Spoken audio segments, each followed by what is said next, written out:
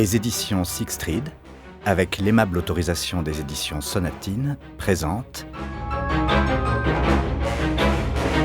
Un prisonnier modèle de Paul Cleave, interprété par François Bergeron.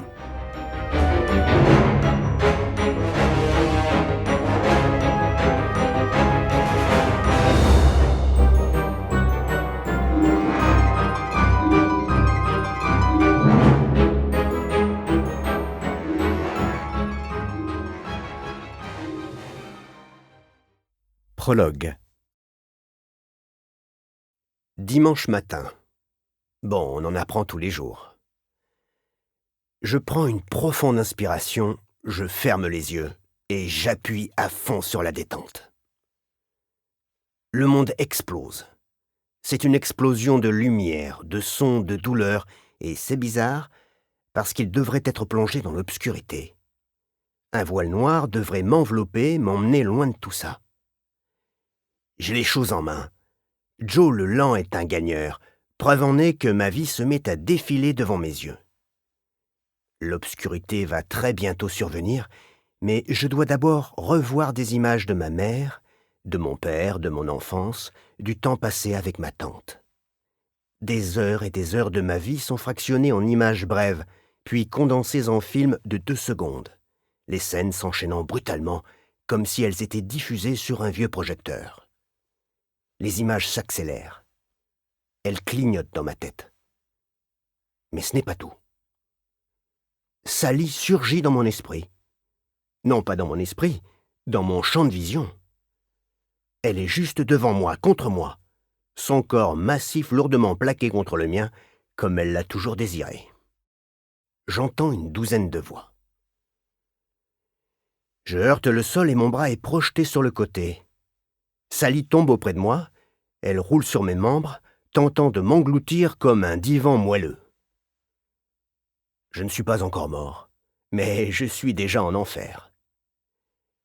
J'appuie sur la détente au hasard, mais sans succès, car le pistolet n'est plus dans ma main.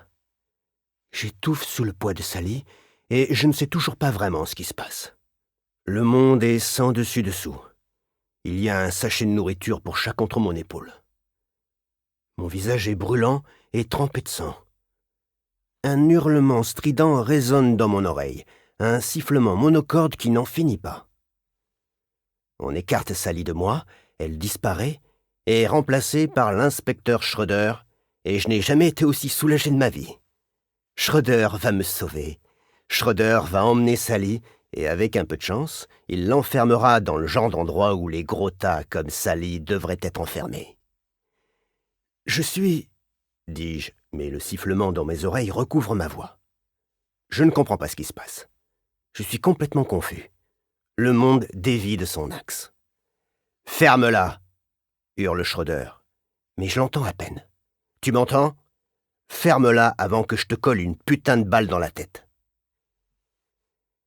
Je n'ai jamais entendu Schroeder parler comme ça.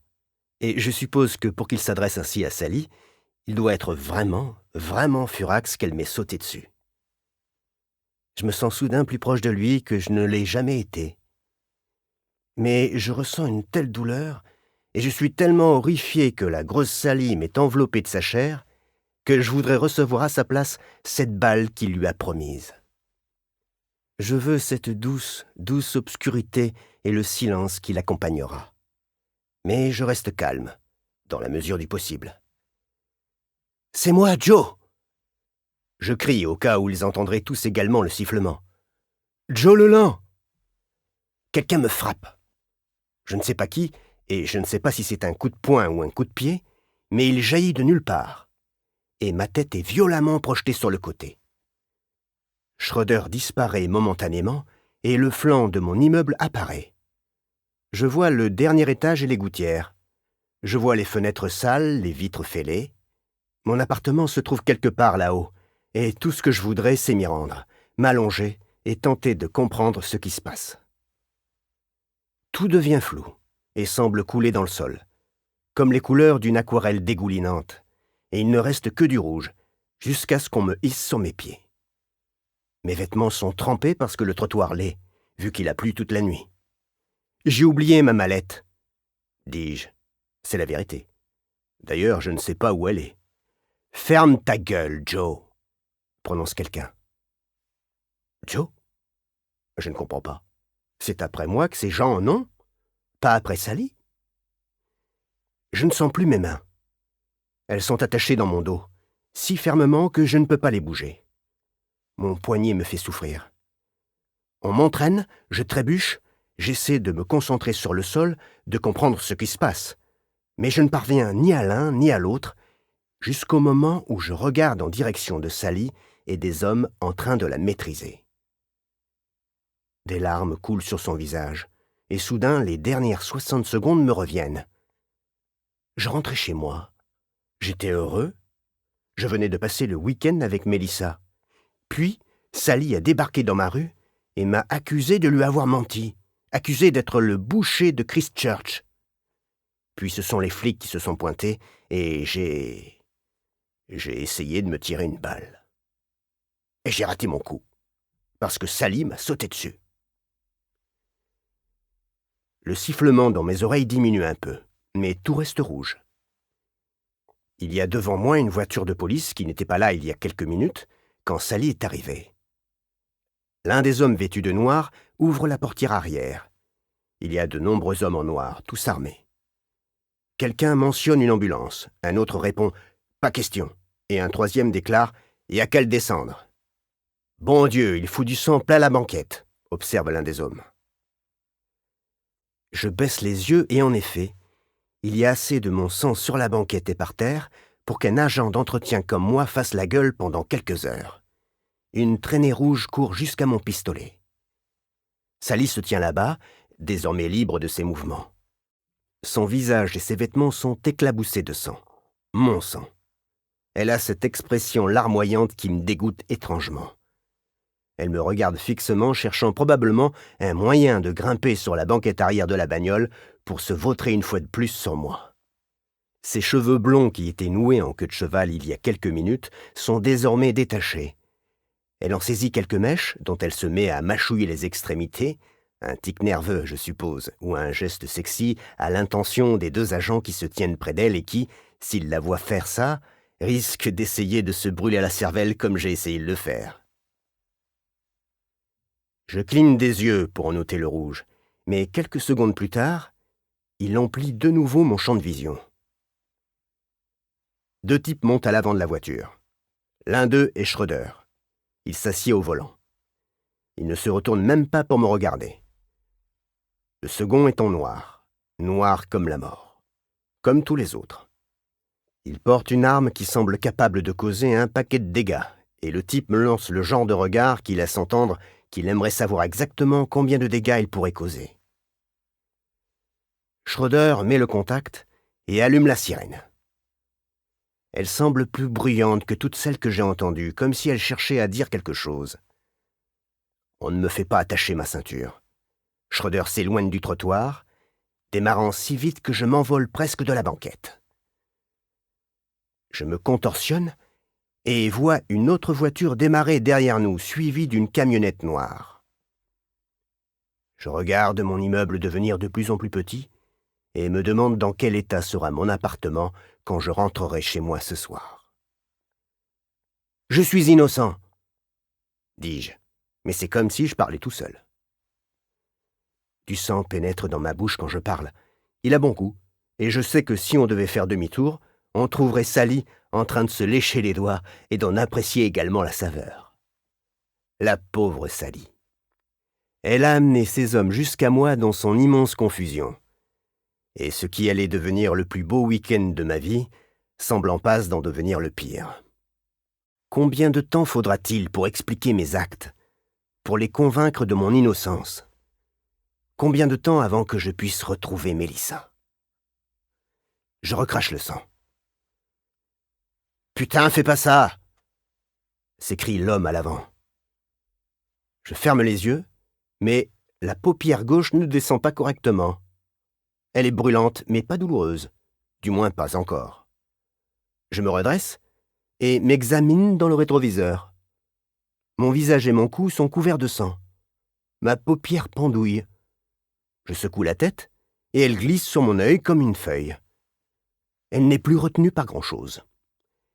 J'essaie de cligner des yeux pour la remettre en place, mais ça ne fonctionne pas. Bon sang, j'ai connu pire, bien pire. Et une fois encore, je pense à Mélissa.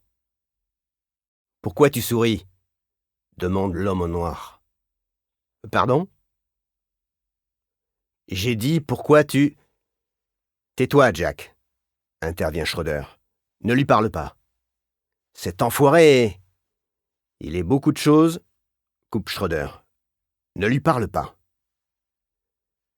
Je continue de croire qu'on ferait mieux de s'arrêter et de faire comme s'il avait essayé de s'enfuir. Allez, Karl, tout le monde s'en foutrait. « Mon nom est Joe, » dis-je. « Joe est un type bien. »« Vos gueules !» lance Schroeder. « Tous les deux, fermez-la !» Mon quartier défile derrière la vitre. Les gyrophares des voitures de police clignotent, et je suppose qu'ils sont pressés que je leur prouve ce qu'ils savent déjà de moi, à savoir que je suis Joe Leland, leur pote, leur attardé gentil et chaleureux, un pousseur de chariot qui cherche seulement à faire plaisir. Les conducteurs des autres voitures se rangent pour laisser passer le cortège, et les piétons se retournent pour nous observer. C'est comme une parade. J'ai envie de les saluer de la main. Le boucher de Christchurch est menotté, mais personne ne sait que c'est lui. Impossible. Comment le pourrait-il ? Nous atteignons le centre-ville. Nous passons devant le commissariat central sans ralentir. 10 étages figés dans l'ennui. Je serai sorti demain pour commencer ma nouvelle vie avec Mélissa. Nous continuons de rouler. Personne ne parle. Personne ne fredonne. Je commence à avoir l'impression que Schroeder a changé d'avis et qu'ils vont faire croire que j'ai essayé de m'enfuir. Seulement, ils le feront hors des limites de la ville, où personne ne les verra me descendre. Mes vêtements sont trempés de sang et personne ne semble s'en soucier. Je ne suis pas sûr qu'ils pourront être nettoyés. Nous nous arrêtons à un feu rouge. Jack regarde dans le rétro, comme s'il essayait de résoudre une énigme. Je lui retourne son regard pendant un moment avant de baisser les yeux. Mes jambes sont couvertes de gouttes et de traînées rouges. Ma paupière me fait désormais souffrir, comme si on avait frotté des orties dessus. Nous nous arrêtons devant l'hôpital. Une poignée de voitures de patrouille forme un demi-cercle autour de nous. Il commence à pleuvoir. Nous sommes à 1 mois de l'hiver, et j'ai la sale impression que je ne vais pas le voir. Jack fait son gentleman et m'ouvre la portière. Les autres hommes en noir sont moins gentlemen et pointent leurs armes sur moi. Médecins, patients et visiteurs nous observent depuis l'entrée principale. Ils sont tous immobiles. Je suppose qu'on offre un sacré spectacle. On m'aide à descendre de voiture. Je crois que tout va bien, sauf que non. Tout allait bien quand j'étais assis, mais pas maintenant que je suis debout. Debout, le monde est plein de menottes, de pistolets et de sang qui coule. Je chancelle. Je tombe à genoux. Du sang goutte de mon visage et heurte le sol. Au début, Jack semble sur le point de me retenir de tomber encore plus bas. Mais il se ravise. Je bascule en avant. Je ne peux pas amortir ma chute avec mes mains. Et le mieux que je puisse faire, c'est tourner la tête de sorte que ma paupière abîmée soit orientée vers le ciel. Mais pour une raison ou pour une autre, je m'emmêle les pédales. Probablement parce que j'ai passé les dernières minutes à regarder dans le rétroviseur. Si bien qu'au bout du compte, c'est le mauvais côté de mon visage qui est tourné vers le sol. Je vois un paquet de bottes et la partie inférieure des voitures. Je vois 2 chiens policiers à l'air affamés tirant sur leurs laisses. Quelqu'un place une main sur moi et me fait rouler. Ma paupière reste collée sur la chaussée humide du parking, entourée de sang. On dirait une limace assassinée, une scène de crime où bientôt d'autres petites bestioles invertébrées et visqueuses essaieront de comprendre ce qui s'est passé. Seulement ce bout de chair visqueux m'appartient.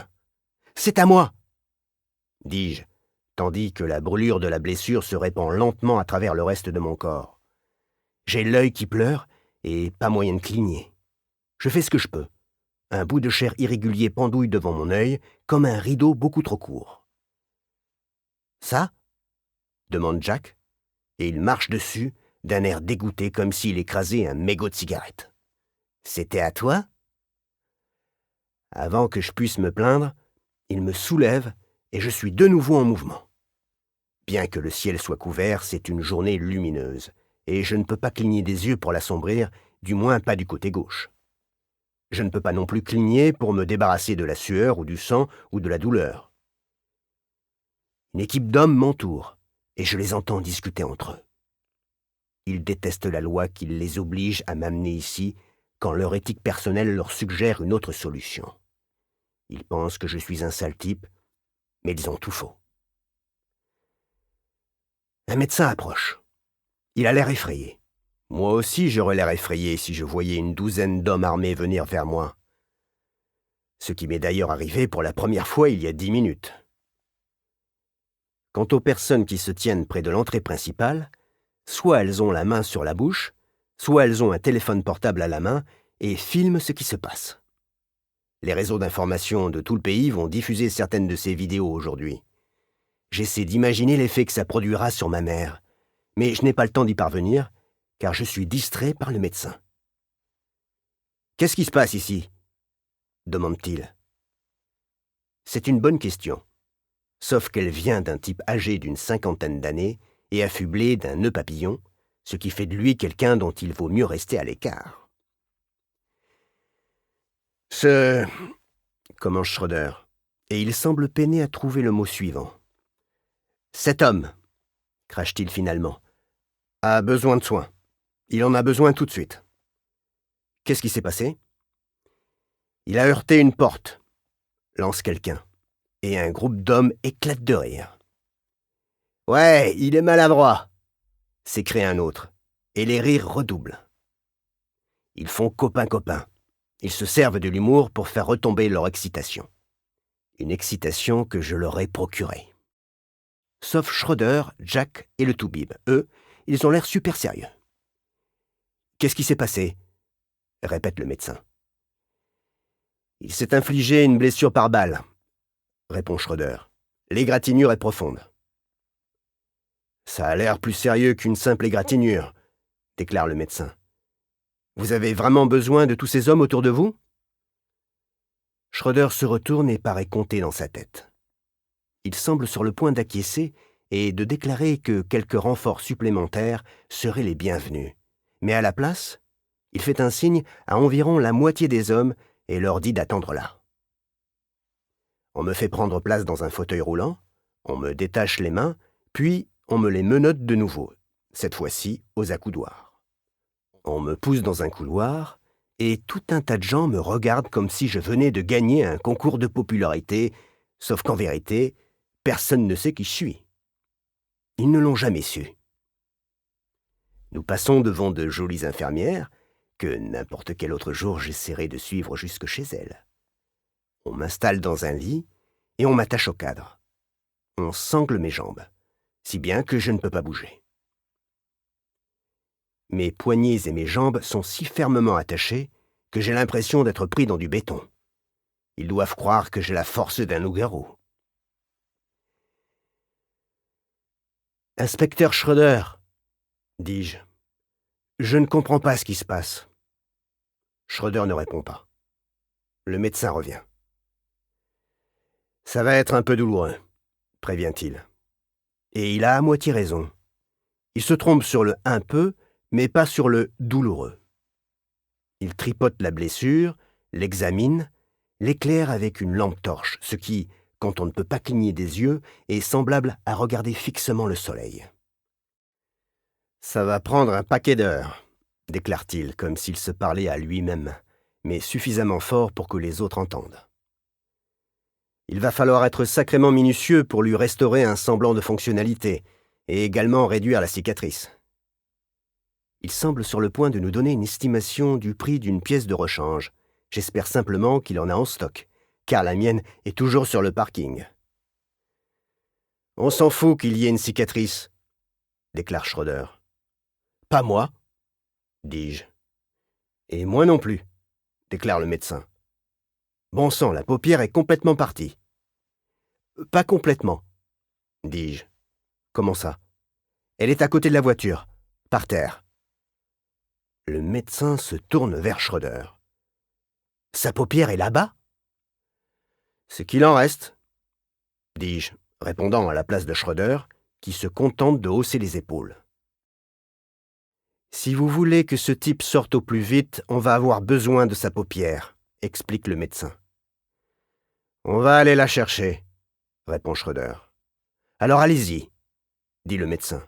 Sinon, il faudra greffer autre chose, et ça prendra plus de temps. Il ne peut pas rester sans cligner des yeux. Je m'en fous qu'il puisse pas cligner des yeux, réplique Schröder. Cautérisez la foutue plaie et collez-lui un patch sur la tronche. Au lieu de discuter et de remettre Schröder à sa place, le médecin semble finalement se rendre compte que s'il y a tant de flics, tant de tension, tant de colère, c'est qu'il doit se passer quelque chose de spécial. Je vois que cette idée lui vient à l'esprit, tandis que je le regarde avec mon œil valide et mon œil ensanglanté. Il fronce les sourcils, puis secoue lentement la tête avec une expression curieuse. Je sais que la question arrive. Qui est cet homme au juste ? Le boucher de Christchurch, répond Schröder. Non, fait le toubib. Lui ? Je ne sais pas ce que c'est censé vouloir dire. Je suis innocent, dis-je. Mon nom est Joe. Mais le médecin m'enfonce une aiguille dans le côté du visage. Le monde dévie encore un peu plus de son axe. Et tout se brouille.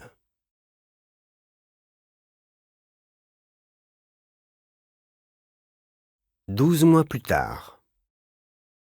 Mélissa se gare dans l'allée. Elle s'enfonce dans son siège. Essaie de se détendre. Il fait 10 degrés maximum. Pluie de Christchurch. Froid de Christchurch. Hier, il faisait doux. Aujourd'hui, il flotte. Météo schizophrène. Elle frissonne. Elle se penche en avant et coupe le contact, saisit sa mallette et descend de voiture. La pluie trempe ses cheveux. Elle atteint la porte et crochette la serrure. Elle marche tranquillement jusqu'à la cuisine. Derek est à l'étage. Elle entend la douche couler et elle l'entend chanter. Elle le dérangera plus tard. Pour le moment, elle a besoin de boire quelque chose. Le réfrigérateur est couvert de magnettes venant d'endroits à la con aux 4 coins du pays, des endroits avec des taux de grossesse élevés, des taux d'alcoolisme élevés, des taux de suicide élevés. Des endroits comme Christchurch. Elle ouvre la porte, trouve une demi-douzaine de bouteilles de bière et pose la main sur l'une d'elles, puis elle marque une pause et opte pour le jus d'orange à la place. Elle ouvre la bouteille et boit au goulot. Derek ne s'en formalisera pas. Ses pieds la font souffrir, son dos aussi. Alors elle s'assied 1 minute à la table, écoutant le bruit de la douche, tout en sirotant le jus, tandis que ses muscles se détendent lentement. Ça a été une longue journée, dans ce qui commence à être une très longue semaine. Elle n'est pas très fan du jus d'orange. Elle préfère les jus de fruits exotiques. Mais l'orange était sa seule option. Bizarrement, les fabricants de boissons croient que leurs clients veulent des jus pleins de pulpe, qui collent aux dents, et procurent une sensation semblable à une huître pissant sur votre langue. Et bizarrement, c'est ce que Derek veut. Elle remet le bouchon sur la bouteille et la replace dans le réfrigérateur. Puis, elle lorgne les tranches de pizza à l'intérieur, mais décide de ne pas en prendre. Il y a des barres chocolatées dans un compartiment sur le côté. Elle en ouvre une et mord dedans. Puis, elle enfonce les autres, 4 barres en tout, dans sa poche. Merci, Derek. Elle termine celle qui est ouverte tout en portant la mallette à l'étage. La chaîne dans la chambre passe à fond une chanson qu'elle reconnaît.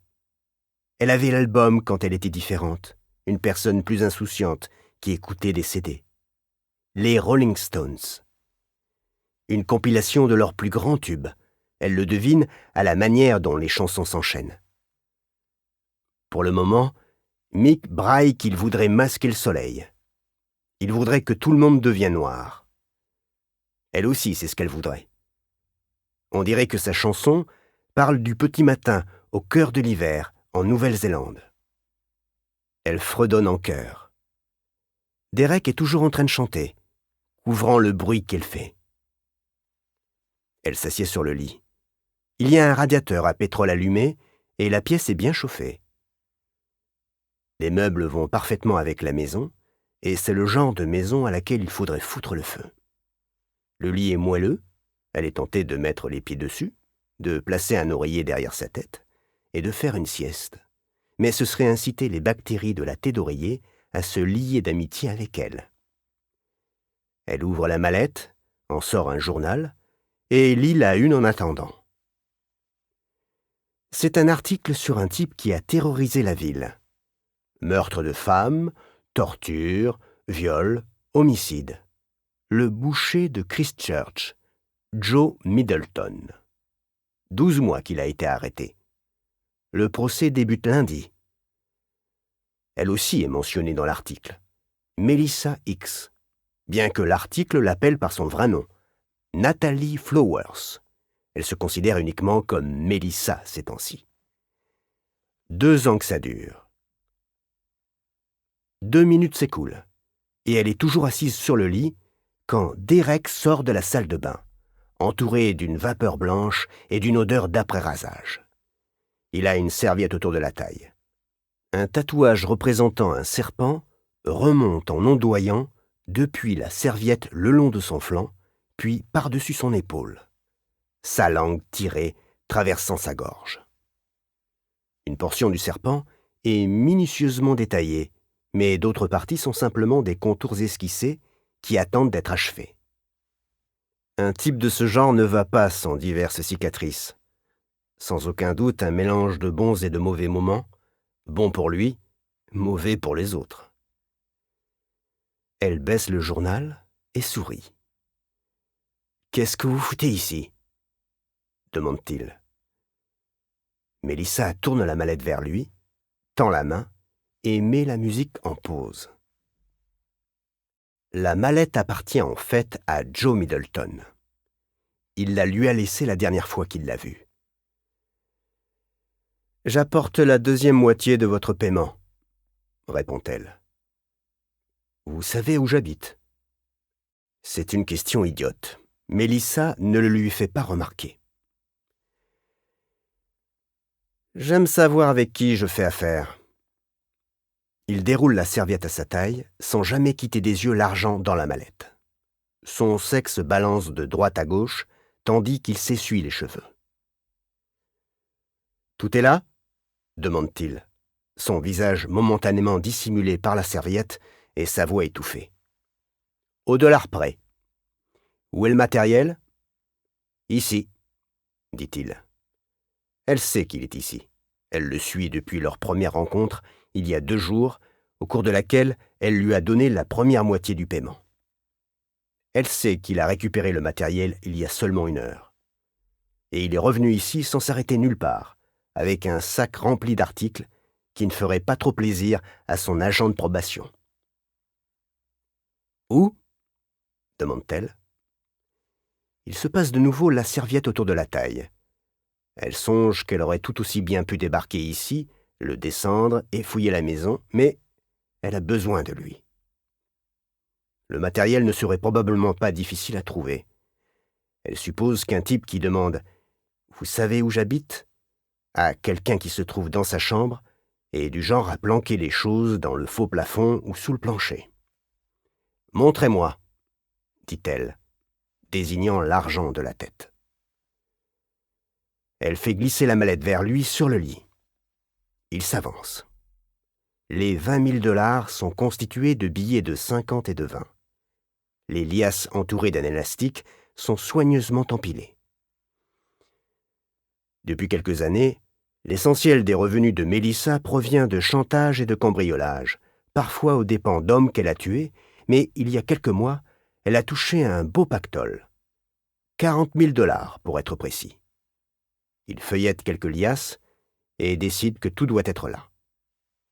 Il marche jusqu'à la penderie, en tire une boîte remplie de vêtements, puis soulève une partie de la moquette et enfonce un tournevis à l'extrémité du sol. Mélissa roule les yeux et songe que les types comme Derek ont de la veine de ne pas pouvoir être condamnés pour leur stupidité en plus de leurs autres crimes. Il soulève les planches du parquet et en sort un étui en aluminium long comme son bras. Mélissa se lève pour qu'il puisse le poser sur le lit. Il soulève le couvercle. À l'intérieur se trouve un fusil en pièces détachées, chacune logée dans un compartiment en mousse. AR-15, déclare-t-il. Léger. Utilise des balles de petit calibre à haute vélocité, extrêmement précis. Et aussi une lunette, comme demandé. Elle acquiesce. Elle est impressionnée. Derek est peut-être idiot, mais ce n'est pas parce qu'on est idiot qu'on ne peut pas être utile. Ça, c'est seulement la moitié, dit-elle. Il retourne à la trappe, enfonce la main dedans et en tire un petit sac à dos. Il est principalement noir avec tout un tas de décorations rouges. Il le pose sur le lit et l'ouvre. C4, dit-il. 2 pains, 2 détonateurs, 2 amorces, 2 récepteurs. Suffisamment pour faire sauter une maison. Mais pas grand-chose de plus.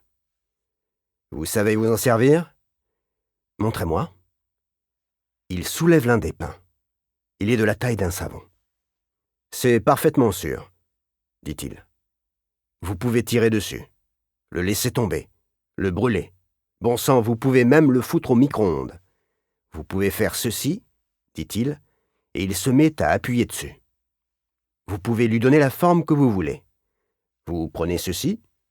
Il saisit ce qui ressemble à un crayon métallique au bout duquel sortent des fils électriques. Et vous le plantez dedans. Vous attachez l'autre extrémité au récepteur et vous n'avez plus qu'à actionner le détonateur. Vous avez une portée de 300 mètres, plus si vous êtes dans la ligne de mire. Combien de temps dure la pile dans le récepteur ? 1 semaine, maxi. Autre chose que j'ai besoin de savoir ? Oui, ne les mélangez pas. Il soulève l'une des télécommandes. Vous voyez ce morceau de scotch jaune que j'ai mis dessus ? Il va avec le morceau de scotch que j'ai mis sur l'amorce. Donc, ceci va avec ceci, dit-il en montrant le détonateur et l'amorce ensemble. D'accord. C'est tout, ajoute-t-il. Et il le replace dans le sac. J'ai besoin de votre aide pour autre chose. Il continue de ranger les explosifs. Quel genre de choses ? Je veux que vous abattiez quelqu'un. Il lève les yeux vers elle et secoue la tête. Mais la question ne le décontenance pas, et il continue de mettre le matériel dans le sac. C'est pas mon truc. Vous êtes sûr ? Elle lève le journal et lui montre une photo de Joe Middleton, le boucher de Christchurch. Lui, dit-elle. Vous le tuez et je vous paierai ce que vous voulez. Fait-il, et il secoue de nouveau la tête. Il est en prison. Impossible. Son procès débute la semaine prochaine. Ça signifie qu'il sera transféré tous les jours, 2 fois par jour, entre la prison et le tribunal. 5 jours par semaine. Ça fait 5 fois par semaine où il descendra d'une voiture de police pour gagner le tribunal, et 5 fois où il en sortira pour regagner une voiture de police. J'ai déjà un endroit d'où il peut être abattu, et un plan de fuite. Derek secoue de nouveau la tête. Ce genre de choses ne se passe pas toujours comme on le croit. Comment ça ? Vous croyez qu'ils vont lui faire prendre le même chemin chaque jour et le déposer devant la porte principale ? C'est sur elle que donne votre planque, pas vrai ? Elle n'avait pas pensé à ça. Alors quoi ? Ils vont brouiller les pistes. Ils vont essayer de l'amener discrètement. Ils pourraient le transporter dans une voiture banalisée ou dans une camionnette. Vous croyez ? Un procès de cette importance ? Oui, je serais prêt à le parier. Alors, quel que soit votre plan, Il ne fonctionnera pas. Trop de variables. Vous croyez que vous pouvez vous planquer dans un bâtiment et tirer? Quel bâtiment? De quelle direction arrivera-t-il? Le tribunal ne bouge pas, réplique-t-elle. Ça, ce n'est pas une variable. Et quelle entrée utilisera-t-il? Là aussi, ils vont brouiller les pistes. C'est pour ça que l'endroit d'où vous pensez pouvoir le descendre ne sera probablement pas le bon. Et si je me procure l'itinéraire et l'accès au tribunal qu'il empruntera, comment allez-vous faire ça? J'ai mes sources. Il secoue la tête. Elle commence à en avoir sa claque de son attitude négative. Peu importe, dit-il. C'est un boulot trop compliqué. Si vous descendez quelqu'un comme Joe, vous n'avez aucune chance de vous en sortir. Qui peut m'aider? Il porte une main à son visage et se caresse le bas du menton. Il réfléchit sérieusement. Puis, il a une réponse. Je ne connais personne. Je vous paierai en tant qu'intermédiaire, insiste-t-elle. Elle tente de ne pas paraître trop désespérée, mais elle l'est. Elle avait déjà un tireur pour cette mission, mais c'est tombé à l'eau. Maintenant, elle est à court de temps. Il n'y a personne, dit-il. Fournir des armes est une chose, mais c'est pas comme si j'avais un carnet d'adresses rempli de tueurs à gages. C'est le genre de truc que vous allez devoir faire seul. S'il vous plaît, dit-elle. Il soupire, comme si l'idée de faire faux bond à une jolie fille était trop douloureuse pour lui. Écoutez, il y a peut-être quelqu'un que je peux appeler, ok? Mais ça prendra un moment. Il me faut un nom dans les jours qui viennent. Il éclate de rire, ouvrant si grand la bouche qu'elle voit quelques dents manquantes vers le fond. Elle déteste voir ce genre de choses. Elle déteste les gens avec des dents en moins, presque autant qu'elle déteste qu'on se foute d'elle. « Ma petite », commence Derek. Elle déteste aussi qu'on l'appelle « ma petite ». C'est impressionnant, Derek vient d'avoir 3 sur 3. Ça ne fonctionnera pas. Même si mon type pouvait le faire, il n'accepterait jamais d'agir si vite.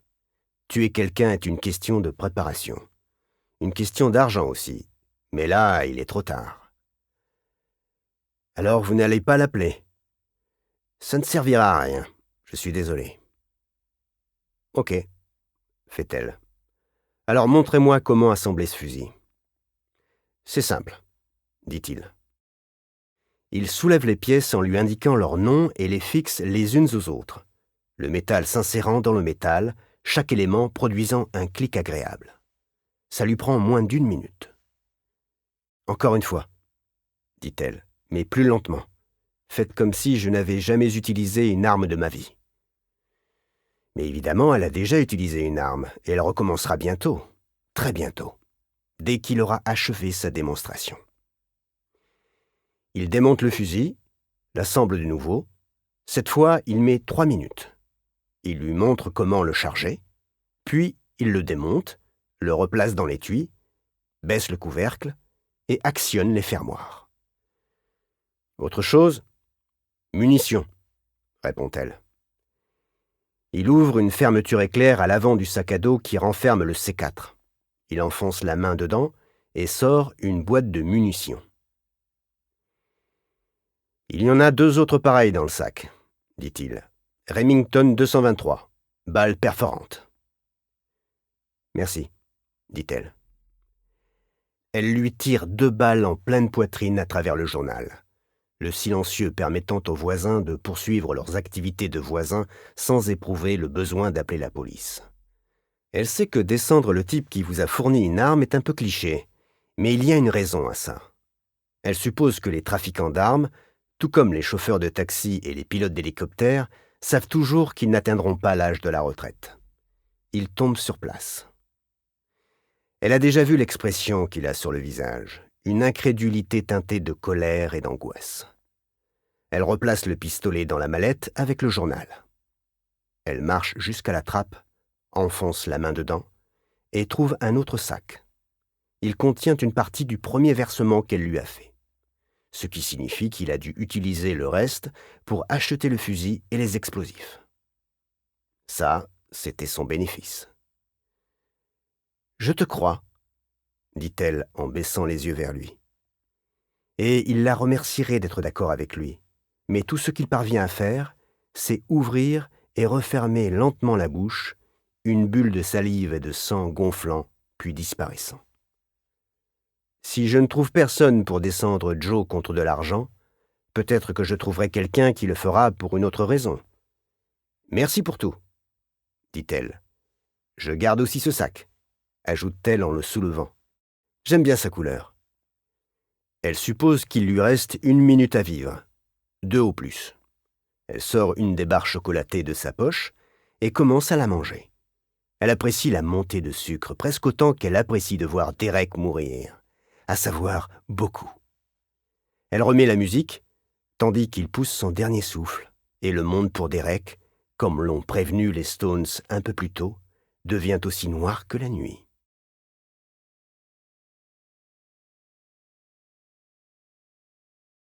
Vous avez réussi le test, dit-il. C'est le genre de conneries que j'entends depuis 12 mois, et pour être honnête, que j'essaie d'écouter. On dirait que les gens se sont forgés leur opinion. Pour une raison ou pour une autre, ce monde tordu a décidé de me condamner sans même apprendre à me connaître. Je lève les yeux de la table pour les poser sur le type qui parle. Il a plus de barbe que de cheveux sur la tête, et je me demande si ça prendrait feu en commençant par son crâne à moitié dégarni. Il semble attendre une réponse, mais je ne sais pas vraiment de quoi il parle. Depuis que je suis en prison, ma mémoire à court terme s'est fait la malle, mais mes objectifs à long terme demeurent les mêmes. Quel test ? Je demande ça non pas par curiosité, mais pour atténuer mon ennui, ne serait-ce que pour un instant. Joe, pas se souvenir de test ? Dis-je, juste pour rigoler. Mais ces paroles semblent un peu exagérées, même à moi, et je les regrette aussitôt. Le nom du type ? Benson Barlow, sonne prétentieux, et au cas où vous ne seriez pas sûr, il a même des pièces en cuir sur les coudes de sa veste pour vous ôter le moindre doute. Il a un petit sourire désagréable. En d'autres circonstances, de meilleures circonstances, je lui découperai ce sourire et lui montrerai à quoi il ressemble tout sanguinolent entre ses doigts. Malheureusement, ce ne sont pas de bonnes circonstances, ce sont les pires. Le test, répète-t-il. Il est plein de suffisance.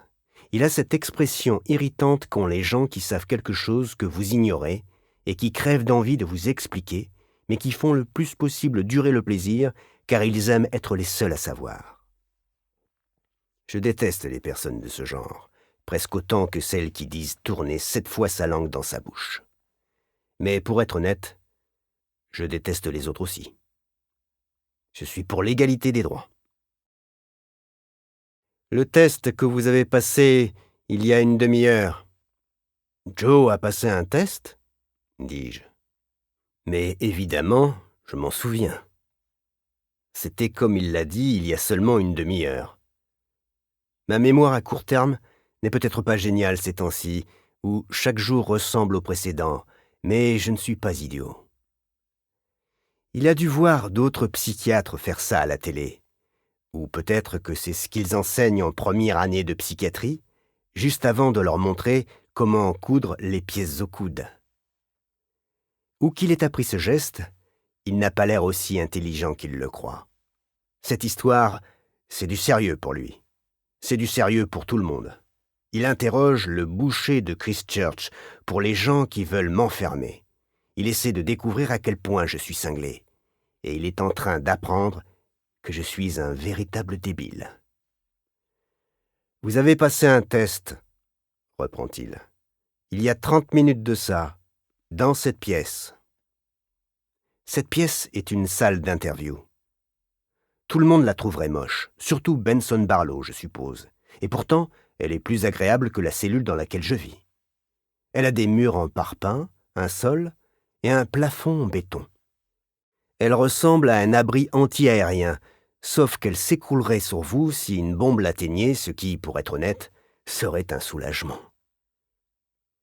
Elle abrite une table, 3 chaises et rien d'autre. En ce moment, l'une des chaises est vide. La mienne est fixée au sol et une de mes mains y est menottée. Je ne sais pas pourquoi. Il croit que je représente une menace, mais c'est faux. Je suis un brave type. Je n'arrête pas de le dire à tout le monde, mais personne ne me croit. « Ici ?» dis-je en regardant le béton autour de moi. « Je ne m'en souviens pas. » Son sourire s'élargit. Il essaie de me faire comprendre qu'il s'attendait à cette réponse, et je suppose qu'il s'y attendait en effet. « Vous voyez, Joe, le problème est le suivant. Vous voulez que le monde vous croie mentalement attardé, mais vous ne l'êtes pas. Vous êtes un pervers tordu, personne n'en doute.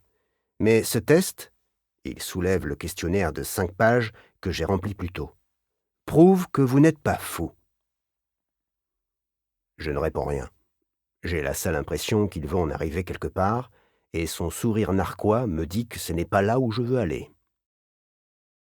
« Cette question, reprend-il, en élevant la voix comme s'il m'interrogeait. Il en désigne une à laquelle il était assez facile de répondre.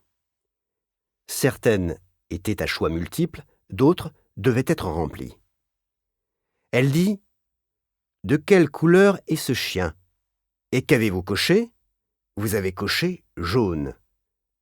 Le chien est rouge, Joe, mais vous avez coché jaune. Il est un peu jaune. Et celle-ci. Si Bob est plus grand que Greg et Greg est plus grand qu'Alice, lequel est le plus grand ? Vous avez écrit Steve, puis vous avez ajouté Steve est un PD. La manière qu'il a de dire ça me donne envie de rigoler, mais comme je suis un peu inquiet, ça s'équilibre, et je le regarde impassiblement. Steve est assez grand, dis-je. Il n'y a pas de Steve, réplique-t-il. Qu'est-ce que vous avez contre Steve ? Ce test comporte 60 questions. Vous avez mal répondu à chacune. Ça demande un véritable effort, Joe. 40 sont des choix multiples. Statistiquement, vous auriez dû répondre correctement à un quart d'entre elles, ou au moins à 2 ou 3. Mais vous avez eu tout faux. Et pour en arriver à ça, il fallait que vous connaissiez les bonnes réponses et choisissiez les mauvaises. Je ne réponds rien. Ça prouve que vous n'êtes pas du tout idiot, Joe, poursuit-il. Il commence à vraiment s'échauffer. Il a trouvé son rythme. Il décroise même les doigts. En fait, ça prouve le contraire. C'est ça le but de ce test. C'est pour ça qu'il est truffé de questions idiotes. Son expression narquoise se transforme en un grand sourire. Vous êtes intelligent, Joe. Pas génial, mais suffisamment intelligent pour être jugé. Il ouvre sa mallette et y range le questionnaire. Je me demande ce qu'il y a d'autre à l'intérieur. Elle est plus jolie que celle que je possédais. Joe est intelligent, dis-je, en affichant mon grand sourire niais, tout en dents et radieux. Seulement ces temps-ci, il n'est pas si radieux que ça. La cicatrice qui court le long de mon visage le crispe, et mon œil s'affaisse un peu. Vous pouvez arrêter votre baratin, Joe. Le test prouve que vous n'êtes pas aussi malin que vous le croyez. Mon sourire s'estompe. Pardon ? Celui du psy s'élargit sans doute parce qu'il croit que je ne le suis pas. Et il a raison, parce qu'il ne dit pas où il veut en venir. C'était un test chronométré. Il permet d'éliminer les types pas assez malins pour faire croire qu'ils sont idiots. Je secoue la tête. Je ne comprends pas. C'est la seule chose sincère que vous m'ayez dite, observe-t-il. Il se lève et marche jusqu'à la porte. Je me retourne sur ma chaise, mais ne me lève pas, à cause des menottes. Il s'apprête à cogner à la porte, mais se ravise. À la place, il se tourne vers moi. Je dois avoir l'air plutôt confus, car il m'explique. C'était un test chronométré, Joe. 60 questions. Il vous a pris 15 minutes. Ça fait 4 questions par minute. Et vous vous êtes trompé à chacune. Je ne vous suis toujours pas, dis-je. C'est sûrement une bonne chose que je puisse être aussi idiot si rapidement. Vous êtes allé trop vite, Joe. Si vous étiez aussi idiot que vous voulez nous le faire croire, vous seriez encore en train de répondre au test. Vous baveriez dessus ou vous lécheriez les pages. vous vous creuseriez réellement la tête pour trouver les réponses. Mais vous n'avez pas du tout cherché. Vous avez simplement répondu à chaque question à toute vitesse, et elle est là, votre erreur. Vous n'êtes pas idiot, Joe, mais vous avez été trop bête pour comprendre ce qui se passait. On se reverra au tribunal. Allez vous faire foutre. Il sourit de nouveau. Son sourire à 1000 $ qu'il s'entraînera à faire avant d'être appelé à témoigner devant le jury. Le sourire à 1000 $ qui ne vaudra plus un clou quand j'aurai appris où il habite et que je lui aurai piqué sa jolie mallette.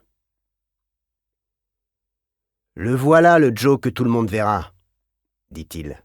Puis il frappe à la porte et est escorté hors de la pièce.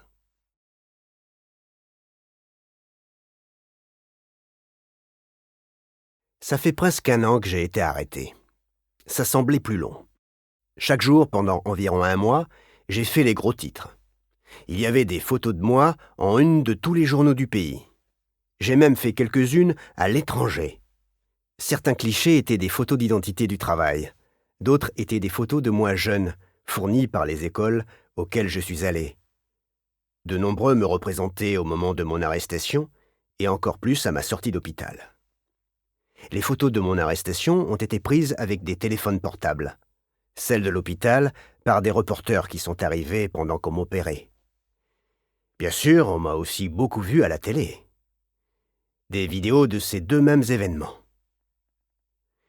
Il y a eu des demandes d'interview que je n'ai pas eu la possibilité d'accepter ou de refuser. 1 semaine après l'opération, je me suis retrouvé au tribunal et ai plaidé non coupable. On a refusé de m'accorder une caution et informé qu'une date serait fixée pour le procès. Il y a eu de nouvelles photos et de nouvelles vidéos. Mon visage était rouge et bouffi, ma paupière était pourpre, j'avais des points de suture et de la pommade, et je me reconnaissais à peine. Après quoi, on n'a plus parlé de moi qu'1 fois par semaine. D'autres tueurs arrivaient puis disparaissaient, faisant les gros titres à mesure que plus de sang était versé en ville. Puis j'ai commencé à être de l'histoire ancienne, mon nom n'étant plus mentionné qu'1 fois par mois, et encore. Maintenant, le procès est dans moins d'1 semaine, et je fais de nouveau les gros titres. Mon arrestation a déclenché une série d'événements. À vrai dire, ces événements ont commencé 2 jours avant mon arrestation, quand la police a compris qui elle recherchait. Bien sûr, on pourrait dire que cette série d'événements a débuté le soir où j'ai rencontré Melissa. C'était dans un bar. On s'entendait bien. Je l'ai raccompagnée à pied jusqu'à chez elle, en songeant que ce serait chouette de la voir nue, après quelques membres tordus, et assurément un peu de sang aussi. Seulement, de son côté, elle songeait à me ligoter et à m'arracher un testicule avec des pinces. C'est elle qui a vu son désir exaucé, car elle a compris dans le bar qui j'étais. Elle m'a attaché à un arbre dans un parc, et pendant qu'elle plaçait les tenailles autour de mon testicule, et serré, je ne pouvais souhaiter que la mort. D'abord la sienne, puis la mienne. Mais ça ne s'est pas déroulé comme ça. À la place, elle a essayé de me faire chanter contre de l'argent, puis je l'ai filmée en train d'assassiner l'inspecteur Calhoun. Et après, on est tombé amoureux. Les contraires s'attirent, et les gens qui aiment faire souffrir les autres aussi. Je suis rentré chez moi, et pendant 7 semaines, Melissa n'arrêtait pas de débarquer dans mon appartement, pour m'aider. Du moins, je croyais que c'était elle. J'étais constamment dans les vapes, délirant. La moitié du temps, ma tête était pleine de mauvais rêves, et le reste du temps, c'était des rêves encore pires. Mais il s'avère que je me trompais quant à l'identité de la personne qui m'aidait. C'était Sally qui venait chez moi, pas Melissa. La grosse Sally, la simplette Sally. Et tout en m'aidant, la simplement grosse Sally, ou, comme je l'appelle désormais, la Sally, a vu des choses qu'elle n'aurait pas dû voir.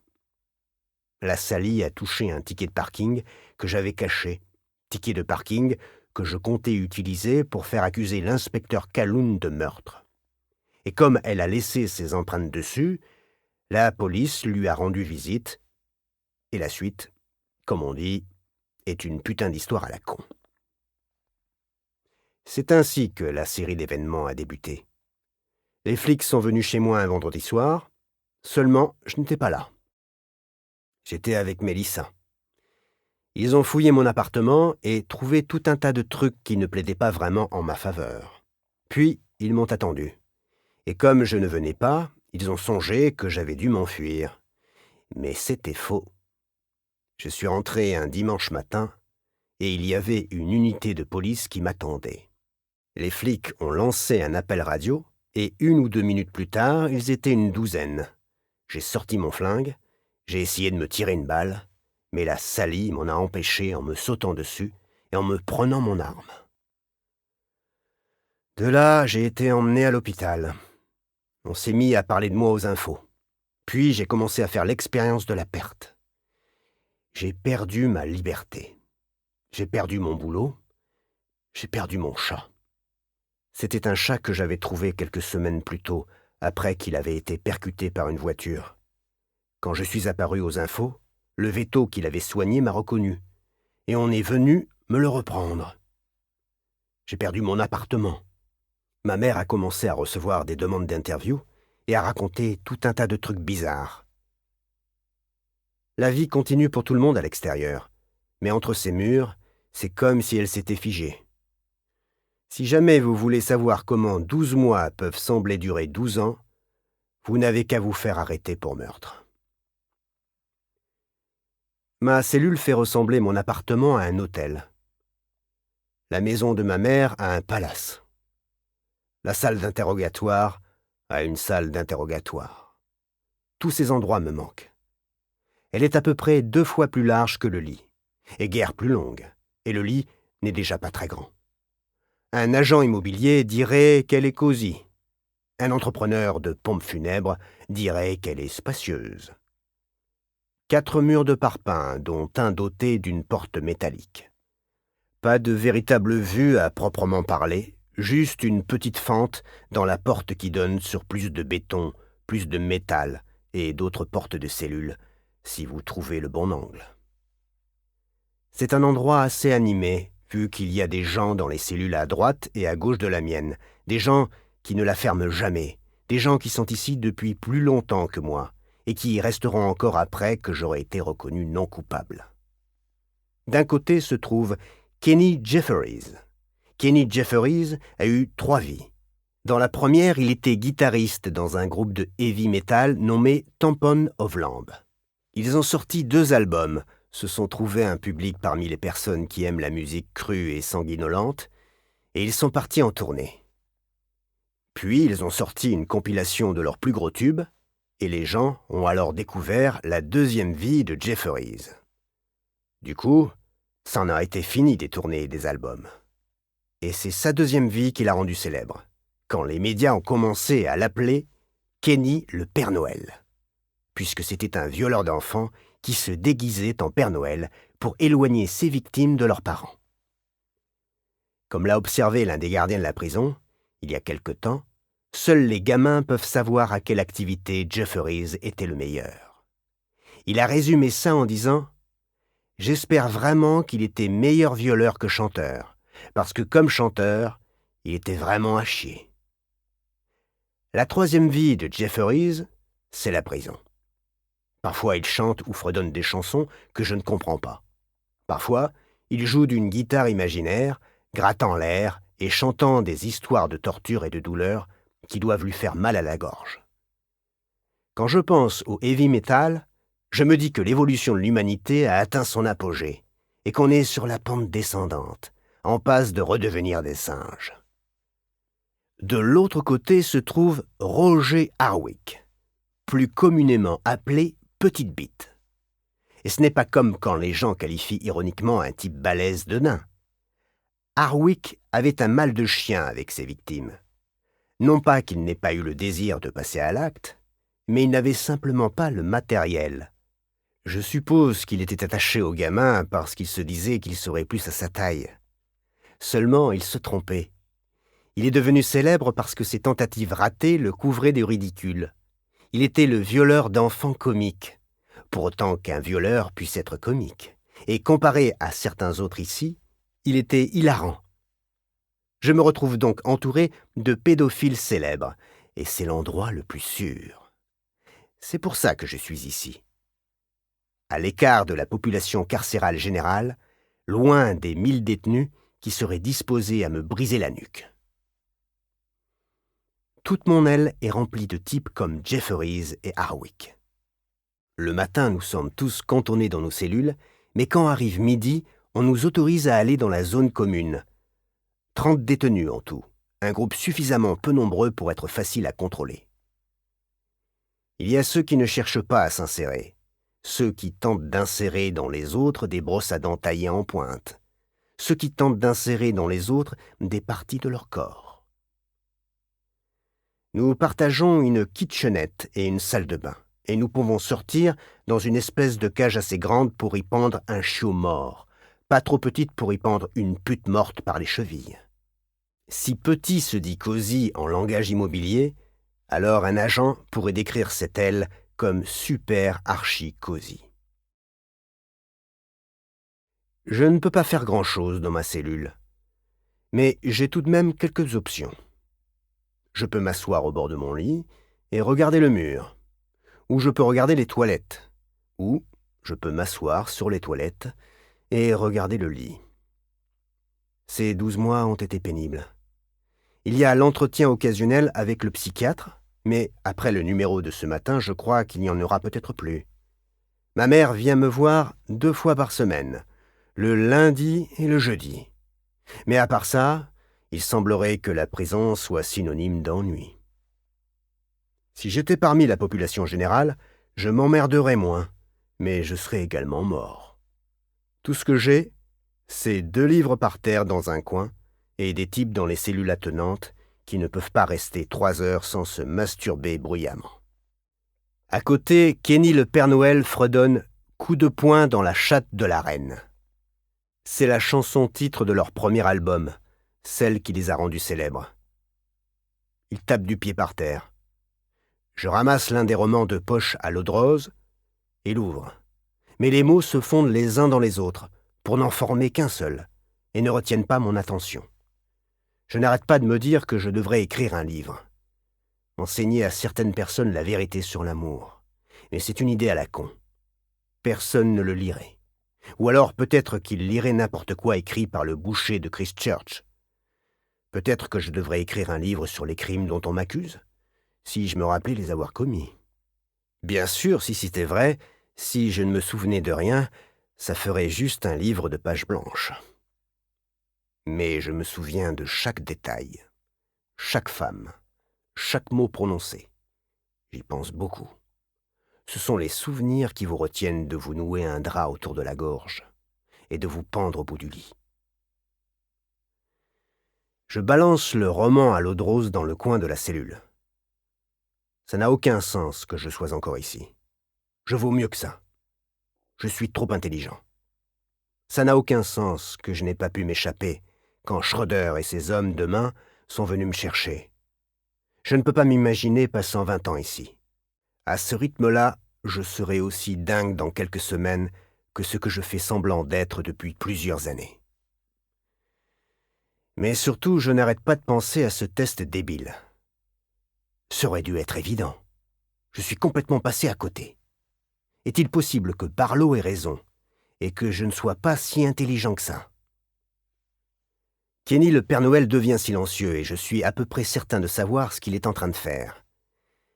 Petite bite, ou minuscule B, comme on l'appelle ici, a entamé une conversation avec le type dans la cellule à côté de la sienne. C'est une conversation à la con, puisqu'ils parlent de la météo et qu'ils n'ont aucune idée du temps qu'il fait étant donné qu'ils ne voient pas dehors. Mais ils parlent beaucoup de la météo, ces deux-là. J'aurais cru qu'ils discuteraient plus des choses qu'ils ont en commun, les raisons qui les ont amenés ici. Mais il s'avère qu'ils n'en parlent pas souvent. C'est comme si les souvenirs étaient trop excitants pour eux, de l'adrénaline pure. Comme s'ils craignaient de devenir dingues s'ils évoquaient leurs expériences. Le bruit d'une porte qui s'ouvre plus loin dans le couloir fait taire tout le monde. Des bruits de pas et des voix résonnent, puis les pas s'arrêtent à quelques cellules de la mienne. Je jette un coup d'œil à travers la fente de ma porte, certain que les autres font la même chose. 3 personnes se tiennent là. J'en reconnais 2. « Mesdames et messieurs, lance l'un des gardiens, un certain Adam. Applaudissons chaleureusement le retour de l'un de vos co-détenus préférés. Il nous revient après 15 ans de prison, 6 semaines dehors et les 3 dernières sous surveillance anti-suicide. Vous le connaissez, vous l'aimez, le seul, l'unique, Monsieur Caleb Cole. » Personne n'applaudit. Personne ne fait un bruit.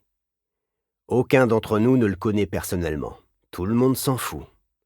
Caleb Cole n'était pas dans notre aile. Nous l'avons vu aux infos, mais vraiment, qu'est-ce qu'on en a à battre? Allez les filles, c'est pas une façon de traiter un ami. Caleb Cole va rejoindre votre groupe parce qu'il a plus sa place dans la population générale. Il a... C'est quoi le mot qu'on entend tout le temps? C'est ça. Il a des problèmes. Alors t'en dis quoi, Caleb? Fais pas ton timide. Dis un mot à tes nouveaux co-détenus. Tu veux pas partager certains de tes problèmes avec eux? Si Caleb a un mot à nous dire, il le garde pour lui. Je me rappelle avoir eu droit au même traitement il y a 12 mois. 2 gardiens m'ont escorté jusqu'ici et m'ont présenté à ce qu'ils appelaient ma nouvelle famille. Je me rappelle ma terreur absolue tandis que quelques détenus applaudissaient et que d'autres sifflaient. Mais Dieu merci, ça n'a pas été plus loin. Et quand on m'a demandé de dire un mot, j'ai eu la même réaction que Caleb. J'ai assisté à ça plusieurs fois depuis, et personne ne dit jamais rien. Quand on m'a amené ici, je ne savais pas comment je survivrais à cette première nuit, et encore moins au mois qui me séparait de mon procès. Je me suis mentalement suicidé environ 100 fois, laissant mon esprit s'égarer dans cette direction et visualisant le résultat, puis m'apercevant à chaque fois que personne n'en aurait rien à foutre, à part peut-être Mélissa. Décidant qu'ils se sont suffisamment payés la tête de Caleb, les gardiens ouvrent une porte de cellule plus loin dans le couloir, hors de mon champ de vision. 30 secondes plus tard, elle est refermée, cette fois-ci, à coup sûr, avec Caleb à l'intérieur. Caleb Cole est un assassin. Il était en prison pour meurtre, a été relâché, puis il a tué de nouveau. Certaines personnes ont ça dans le sang. On dit que les tueurs en série ne changent jamais. Les gardiens qui ont escorté Caleb jusqu'à sa cellule s'approchent désormais de la mienne. La porte s'ouvre. Ça signifie qu'ils vont m'emmener quelque part, et je suppose que ce sera forcément beaucoup plus intéressant qu'ici. Ils pénètrent dans ma cellule. Adam a l'air d'un de ces types qui passent 2 heures par jour à la salle de sport, et 2 chaque soir devant un miroir à admirer le résultat de leurs durs efforts. L'autre gardien, Glenn, est probablement là avec Adam tout du long. Je parie qu'ils se retrouvent 1 ou 2 fois par semaine pour baiser comme des bêtes et rabâcher à quel point ils détestent les homos. Adam se tient devant moi, ses muscles gonflant son uniforme, le genre de muscles sur lesquels un tournevis émoussé rebondirait. Certains types ici ont trouvé Dieu depuis qu'ils ont atterri derrière les barreaux. Ils disent que Jésus pourvoira à tous nos besoins. Je regarde autour de moi, mais Jésus ne m'a pas pourvu d'un tournevis aiguisé. Tout ce qu'il me donne, ce sont ces 2 connards qui se servent des muscles dont il les a pourvus pour me bousculer presque chaque jour depuis que je suis ici. Dans des murs, par terre, dans des portes. « Allons-y !» dit Adam. « Où ça ?» Il secoue la tête, il a l'air en colère. Peut-être que ses haltères sont cassés. « C'est dingue, dit-il.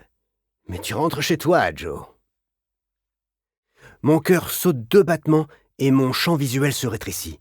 Les murs disparaissent et tout ce que je vois, c'est Adam qui me parle. Mais je vois aussi autre chose, moi franchissant la porte de mon appartement et m'allongeant sur mon lit. Je vois les femmes à venir, et je vois aussi d'autres cadavres, comme Adam, comme Barlow, comme Glenn. Je suis incapable de parler. J'ai la bouche entr'ouverte et les yeux tout écarquillés, et je sens poindre un sourire niais, mais impossible de parler. Les accusations ont toutes été abandonnées, explique Glenn, avec une mine renfrognée, comme s'il venait de sucer un morceau de viande pourrie ou un bon morceau de viande d'Adam. Un vice de procédure à la con, ajoute ce dernier. Je suis toujours incapable de parler. Tout ce que j'arrive à faire, c'est sourire. Allons-y, dit Adam, crachant presque les mots dans ma direction. Et juste comme ça, mon séjour en prison s'achève.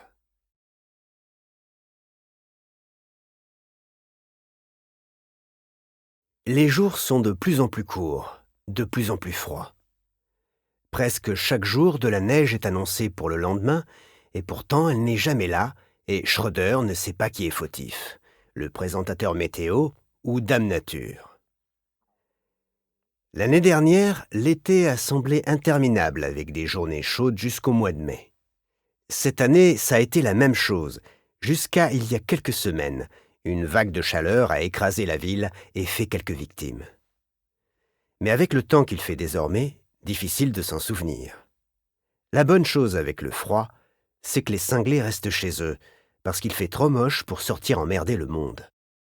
La criminalité diminue toujours en hiver. Les gens qui vont travailler laissent derrière eux des maisons aussi glaciales que des réfrigérateurs, et personne n'a vraiment envie de les cambrioler.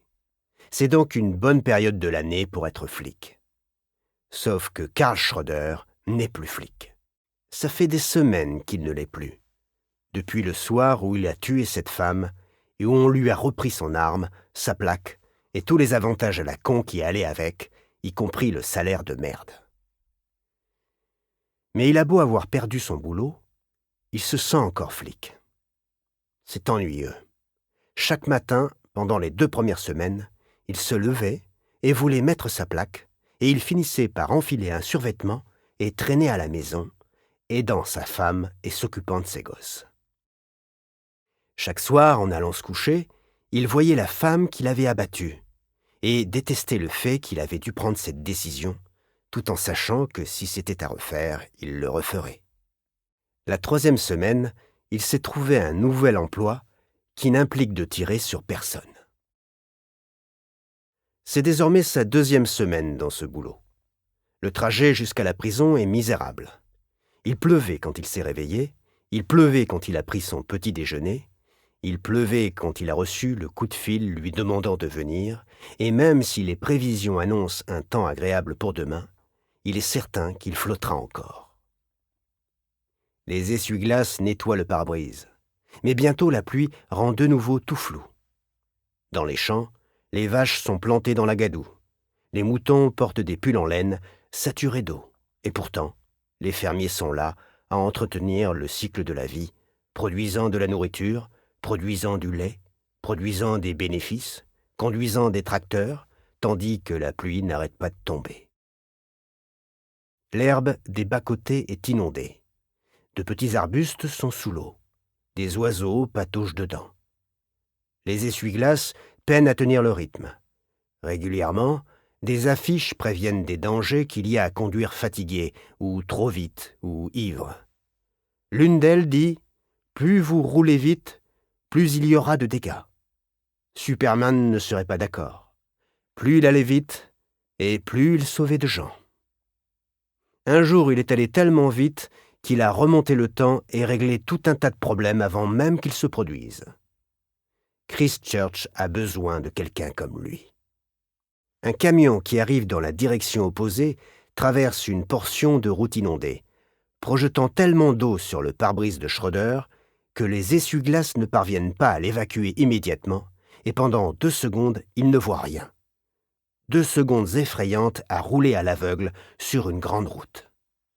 Il pose le pied sur la pédale de frein et appuie lentement jusqu'à ce que le pare-brise soit dégagé. Mais même alors, la vue ne change pas. Toujours plus de pluie, plus de ciel gris. La radio est allumée. Il écoute une station de débat national. Des auditeurs appellent et l'animateur fait la conversation. Il parle d'actualité. Et l'actualité dont les gens veulent parler, c'est la peine capitale. Ça fait 1 mois que ça dure. C'est le débat national. Certains sont pour, d'autres sont contre. L'émotion est à son comble. Ceux qui sont pour détestent ceux qui sont contre. Même chose dans l'autre camp. Il n'y a pas de terrain d'entente, pas de compromis. Personne n'arrive à comprendre le point de vue opposé. Ce débat divise le pays, il divise les voisins, les familles, les amis. De son côté, Schröder est pour. Il ne voit pas le mal qu'il y a à rendre un peu de douleur que les assassins ont infligé à cette ville. Une poignée des personnes qui appellent la station partagent son opinion. L'autre moitié, non. Mais dans un cas comme dans l'autre, ils veulent être entendus. Et il ne s'agit pas de justice, déclare un auditeur. C'est un certain Stewart qui appelle d'Auckland, où d'après lui, la pluie atteint des proportions bibliques.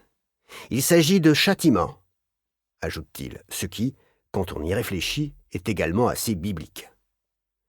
Le trajet de 20 minutes jusqu'à la prison en prend 35 par ce temps. Il entend une douzaine d'opinions différentes. L'animateur tente d'être impartial. Schröder pourrait changer de radio et entendre le même débat sur 6 autres stations. La bonne nouvelle, c'est qu'il va y avoir un référendum. Un suffrage va être organisé. D'aussi longtemps que Schröder se souvienne, c'est la première fois que le gouvernement écoutera le peuple. C'est du moins ce qu'il prétend. Après tout, il y a une élection cette année. La principale question adressée au Premier ministre et à ceux qui se présenteront contre lui est « Le prochain gouvernement suivra-t-il la volonté du peuple ?» Et la réponse est oui. Ce qui signifie, en théorie, qu'à la fin de l'année, la peine de mort pourrait être réinstaurée, si c'est ce que veut le peuple. Il se demande où ça entraînera le pays. Retour à l'âge des ténèbres, ou en direction d'un avenir où les gens s'entretueront un peu moins ? Difficile à dire. Mais en fonction du résultat du vote, il le sera peut-être. Schröder éteint la radio. La semaine prochaine, avec le début du procès de Joe Middleton, sera un cauchemar. Il a entendu dire que l'accusation demandera la peine de mort si la loi est votée. Il y aura du monde devant le tribunal. Ils brandiront des pancartes. Pro-peine de mort, anti-peine de mort, droit des victimes, droit de l'homme. La prison apparaît sur la gauche. Il ralentit pour prendre la bifurcation. Une camionnette qui roule à vive allure manque de l'emboutir. 1 minute plus tard, il atteint un poste de garde. Il montre sa pièce d'identité à un agent aussi rigolo qu'un gardien de prison. Devant lui se trouve l'entrée. Et derrière, il y a des ouvriers en train de construire une nouvelle aile. Ils travaillent même sous la pluie, impatients d'achever leur boulot et de créer plus d'espace pour enfermer de nouveaux criminels. Celui qui a dit que le crime ne payait pas aurait dû ajouter que c'est une industrie qui pèse des milliards de dollars, avec tout ce à quoi elle touche. Nouvelle prison, avocats, enterrement, assurance. C'est le seul secteur en plein essor. Une autre voiture s'engage derrière lui sur le parking. Il se gare et reste quelques instants immobile, regrettant de ne pas avoir de parapluie, tout en sachant qu'il ne l'utiliserait probablement pas s'il en avait un. Il regarde en direction de la voiture d'à côté. Une femme, seule. Elle coupe le moteur. Et il n'y voit pas assez clair pour savoir ce qu'elle fait, mais il a suffisamment fréquenté les femmes pour deviner qu'elle est probablement en train de ranger quelque chose dans son sac à main ou d'en sortir quelque chose. Une tâche aussi simple que celle-ci peut prendre 5 minutes à sa femme, vu que son sac est comme une capsule temporelle qui remonterait à avant leur rencontre. La femme ouvre la portière. Elle est enceinte. Et vu comme elle peine à s'extirper de son véhicule, ça doit faire à peu près 1 an qu'elle l'est. « Vous avez besoin d'un coup de main ?» demande-t-il en descendant de voiture. Il est presque obligé de crier pour se faire entendre par-dessus la pluie. Il n'a pas achevé sa phrase qu'il est déjà trompé. Et elle aussi, mais juste son visage et son ventre à ce stade. « Merci !» répond-elle. Et elle saisit sa main. Mais au lieu que ce soit lui qui la hisse sur ses pieds, c'est presque elle qui l'entraîne dans la voiture. Et il est tenté de se laisser faire car c'est plus sec à l'intérieur. Il raffermit son dos, bande ce qu'il lui reste de muscles abdominaux, et il tire. Elle bascule brusquement en avant, s'agrippe à lui pour se retenir, et il tombe presque à la renverse, se retenant à la portière pour garder l'équilibre. « Oh mon Dieu, je suis désolé !» fait-elle en s'écartant de lui. « Vous avez choisi une sacrée journée pour venir voir quelqu'un, » dit-il. Elle lâche un petit éclat de rire très doux que son mari ou petit ami doit adorer entendre. « Vous croyez que ce sera mieux demain ?»« Il est censé faire beau, » répond-il. « Mais peut-être que la neige qu'il nous annonce depuis une semaine va finir par arriver. » Il aimerait savoir qui elle vient voir. Peut-être que son petit ami ou son mari est enfermé ici. Il ne pose pas la question. « Est-ce que vous pourriez... » Ça m'ennuie de vous demander ça. Mais est-ce que vous pourriez attraper mon sac à main ? Bien sûr, dit-il. Elle s'écarte, il se penche dans la voiture et attrape son sac à main sur le siège passager. Pas de parapluie ? Elle secoue la tête. Ce n'est jamais que de la pluie. Une pluie torrentielle, observe-t-il en refermant la portière. Plus la peine de se presser, il est déjà trempé jusqu'aux os. Elle sourit. J'aime bien ça. La pluie, c'est... Je ne sais pas, c'est romantique, je suppose. Elle prend une profonde inspiration. Et cette odeur, j'adore cette odeur. Schroeder inspire à son tour profondément. Tout ce qu'il sent, c'est l'herbe humide. Ils marchent ensemble jusqu'à la porte principale. La femme a la main posée sur son ventre. Il songe qu'elle ferait mieux de la placer beaucoup plus bas pour rattraper ce qui risque de tomber d'elle d'une seconde à l'autre. Il lui ouvre la porte. « J'ai l'impression de vous avoir déjà vu, » dit-il. Mais il n'arrive pas à la resituer. C'est comme si elle ressemblait à quelqu'un qu'il avait connu. Il regarde ses cheveux roux, abondants et ondulés, qui lui descendent jusqu'aux épaules. Et il s'imagine qu'elle doit passer beaucoup de temps à les entretenir. Elle porte un fard à paupières d'une nuance brun clair et du rouge à lèvres. « Est-ce que je vous ai déjà croisé ?»« Ah, on me pose souvent cette question, » répond-elle. Ils sont désormais à l'intérieur, à l'abri de la pluie. « J'étais actrice avant que ceci n'arrive, » ajoute-t-elle en se tapotant le ventre. « Oh, vraiment ? Je viens moi-même de faire mes premiers pas dans l'industrie télévisuelle. » « Vous êtes acteur ?» Il secoue la tête. « Consultant. »« Dans quoi ai-je pu vous voir ?»« Eh bien, c'est un peu embarrassant, » répond-elle. « Mais dans rien de bien intéressant. Principalement des pubs pour des shampoings, et quelques-unes pour des hôtels. Vous me verrez souvent assise derrière un guichet, ou assise au bord d'une piscine, ou sous la douche. Ma carrière est vraiment en train de décoller, dit-elle, avec un grand sourire. Mais avec le bébé, vous ne me verrez pas pendant quelques années, ou alors dans une pub pour des couches. Bon, je déteste être grossière, mais je dois répondre à l'appel de la nature. Elle marque une pause près d'un petit couloir doté d'une pancarte indiquant des toilettes un peu plus loin. « Vous avez des enfants ?» demande-t-elle. « 2, » répond-il. L'eau est en train de former une flaque à ses pieds. « C'est mon premier, » dit-elle. « Je crois que ce sera un vrai farceur.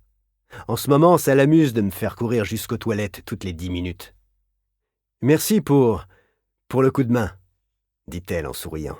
« Je vous en prie. » Il marche jusqu'au guichet derrière lequel se trouve une très grosse femme. Une plaque de plexiglas les sépare. C'est comme être dans une banque. La dernière fois qu'il est venu à la prison, c'était en été, quand Theodore Tate a été libéré. Et tout ce qu'il a fait alors, c'est attendre sur le parking. Tate était un de ses copains, un ancien flic devenu criminel. Puis il est devenu détective privé, puis de nouveau criminel, puis flic, puis victime. Tate a été beaucoup de choses, et Schroeder songe qu'il devrait aller le voir. Ça fait quelques jours qu'il ne l'a pas fait. « Je suis ici pour Joe Middleton, » annonce-t-il, et il tend sa pièce d'identité.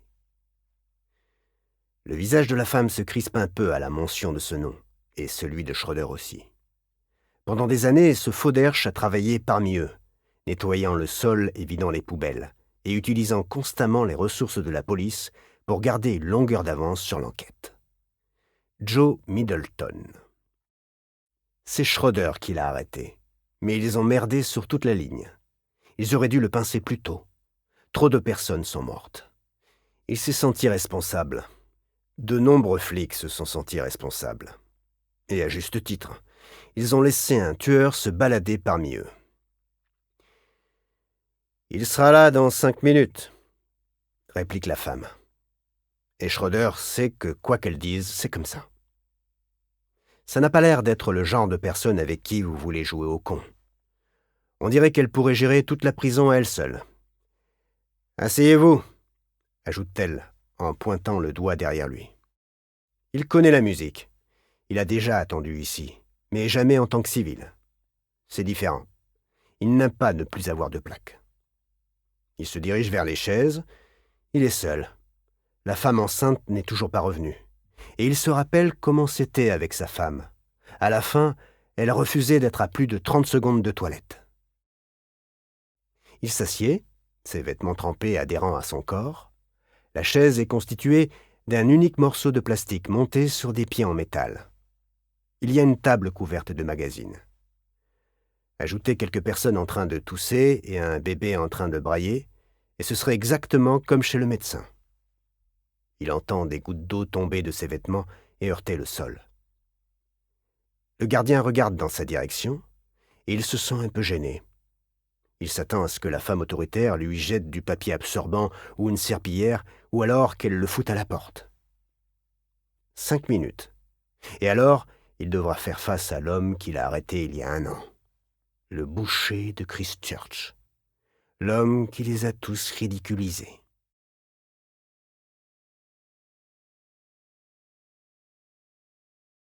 Ça doit être comme ça quand on gagne au loto. Ou quand on gagne au loto sans même avoir acheté de ticket. Les 2 matons ont l'air dégoûtés. On dirait qu'Adam a envie de me frapper. Et Glenn a l'air d'avoir besoin qu'on le prenne dans ses bras.